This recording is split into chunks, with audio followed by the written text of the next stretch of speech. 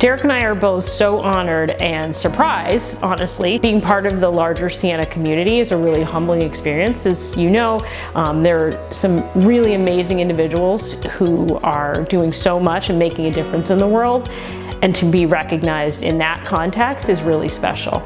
So one of my favorite quotes is attributed to Muhammad Ali.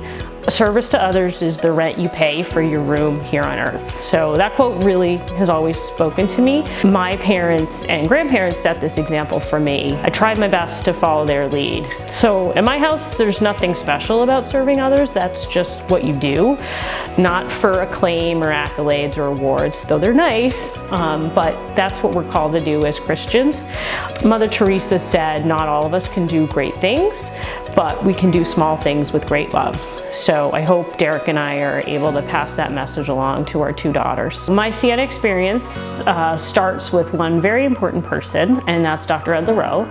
How he was able to see us as immature 17 and 18-year-old kids and envision the kind of physicians we would become was nothing short of extraordinary. The summers of service were the unique hallmark of the program.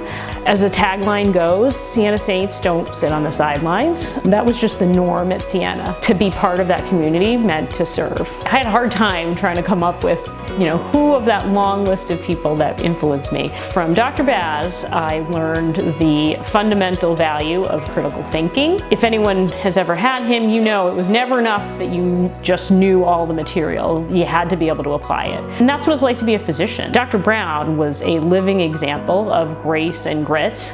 She turned her own personal battle with breast cancer and being a breast cancer survivor into a learning experience for her students. I spent a lot of time in the classrooms of Dr. Jenny McGurlin. She showed me an example of what it meant to be a competent and committed professional working woman and a mom. Like many people, most of my favorite memories of Siena are the time I spent with my friends. Those relationships that I made are what made my experience at Siena so special, with the obvious example of my fellow award recipient.